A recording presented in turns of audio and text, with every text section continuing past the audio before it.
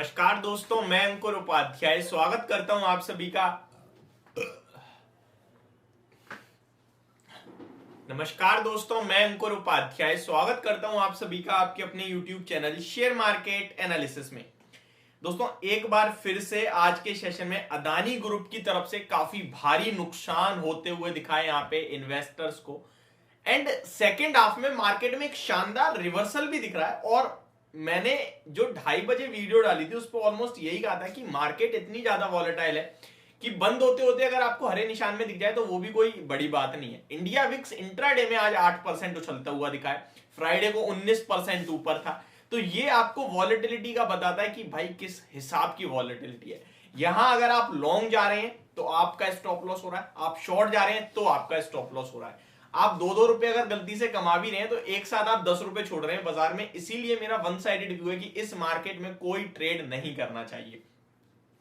देखिए, मार्केट में आपके लिए अराउंड मैं 1:52 पे मार्केट जो थी वो 17,400 पे थी और अभी लगभग 3 बजे के समथिंग यानी 1 घंटे 8 मिनट में मार्केट में 300 पॉइंट्स ऊपर आ गया, 700 लेवल दिखा दिया, डेज हाई पे आ गया, डे लो से डेज हाई पे। तो ये आपको वॉलेटिलिटी का बता रहा है और मार्केट में एक अच्छा शार्प मूव अपसाइड की तरफ आया है, जिसमें सबसे बड़ा पार्टिसिपेशन जो है आपके लिए वो बैंकिंग से आया है। जो बैंकिंग स्टॉक्स आज आपको लगभग 2 से 2.5% नीचे दिख रहे थे वो अब हरे निशान में आ गए हैं। Like ICICI bank, HDFC bank भी ऑलमोस्ट हरे निशान में आने वाला है। तो ये ही आपके लिए मार्केट को कहीं ना कहीं पूरी तरीके से रिवर्स करते हुए दिख रहे हैं। अगर इंडसइंड बैंक की बात करें जो कि आज के सेशन में 4% डाउन था, अभी 2.5% नीचे रह गया, तो 1.5% की रिकवरी वहां भी देखने को मिल रही है। बात करूंगा अदानी ग्रुप के बारे में, निवेशकों को यहां अभी कोई राहत नहीं है। इनफैक्ट जो रिपोर्ट, जो रिसर्च और जो विवाद चल रहा है वहां से भी कुछ पॉजिटिव नहीं आया है। हालांकि आज के सेशन में Ambuja cement, Adani enterprises, Adani ports ये आपको हरे निशान में दिखे, एसीसी इनफैक्ट, और स्टार्टिंग में 10-10% ऊपर भी चले गए थे और फिर गिरावट स्टार्ट हुई, डेज लो पे आए, लाल निशान में फिसले। आज के सेशन में अंबुजा सीमेंट में जो वॉलेटिलिटी थी वो शायद आपने लास्ट कब देखी है इस स्टॉक में किसी को नहीं पता होगा। अंबुजा सीमेंट 10% ऊपर ट्रेड करने के बाद, सर्किट लगाने के बाद नीचे आता है और 6% नेगेटिव हो जाता है। मतलब ऊपर से 10% छोड़ो, 6% नेगेटिव होता है और फिर अभी दोबारा से अपटिक देने लगा है और लगभग 2% ऊपर ट्रेड कर रहा है। तो इस स्टॉक में वॉलेटिलिटी तो मतलब अंधी जिसे कह सकते हैं आप, की बहुत ज्यादा वो है। अगर अदानी ग्रुप की बात करें तो आज के सेशन में अदानी ग्रुप ऑलमोस्ट 2 लाख करोड़ का नुकसान करता हुआ दिखा है। अब आप कहोगे भाई आज तो हरे निशान में, फिर ये गिरावट, फिर इतना बड़ा मार्केट कैप कैसे लूज हो रहा है?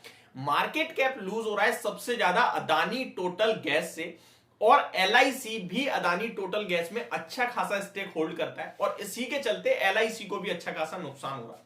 अगर मैं पूरा आपको डिटेल एनालिसिस बताऊं अदानी ग्रुप का, तो आज के सेशन के लॉस को मिला के लगभग 6 लाख करोड़ का लॉस होता हुआ दिखा है आपको पिछले 3 दिनों में अदानी ग्रुप के, और टोटल आज के सेशन में 2 लाख करोड़ का हुआ है, जिसमें से सबसे बड़ा नुकसान आज भी अदानी ग्रुप को जो देता हुआ दिख रहा है वो है अदानी टोटल गैस। मैंने आपके साथ कल भी शेयर करा था एक डाटा, फ्राइडे को आई मीन टू से, कि अदानी टोटल गैस में, टोटल अदानी ग्रुप में 4 लाख करोड़ का नुकसान हुआ है। मार्केट कैप कम हुआ है, नुकसान से मेरा मतलब है, जिसमें से 1,10,000 करोड़ का मार्केट कैप केवल अदानी टोटल गैस की वजह से कम होता हुआ दिख रहा है। यहां पे भी मैं अगर आपको बता दूं, अदानी ग्रुप की बात करें तो अदानी एंटरप्राइजेस का लगभग 72,000 करोड़ से मार्केट कैप कम हुआ है। अदानी पोर्ट्स लगभग 37,000 करोड़ से कम करता हुआ दिखा है, क्योंकि इनमें उतना पार्टिसिपेशन, इनका मार्केट कैप ऑलरेडी छोटा है, परसेंटेज वाइज देखोगे तो वो उतना ही करेक्ट हुआ है। अदानी टोटल गैस लेकिन 1,71,000 करोड़ का तो मार्केट कैप खत्म हो गया। इतना तो मार्केट कैप है नहीं कंपनी का जितना इसका 3 दिनों में खत्म हो गया है।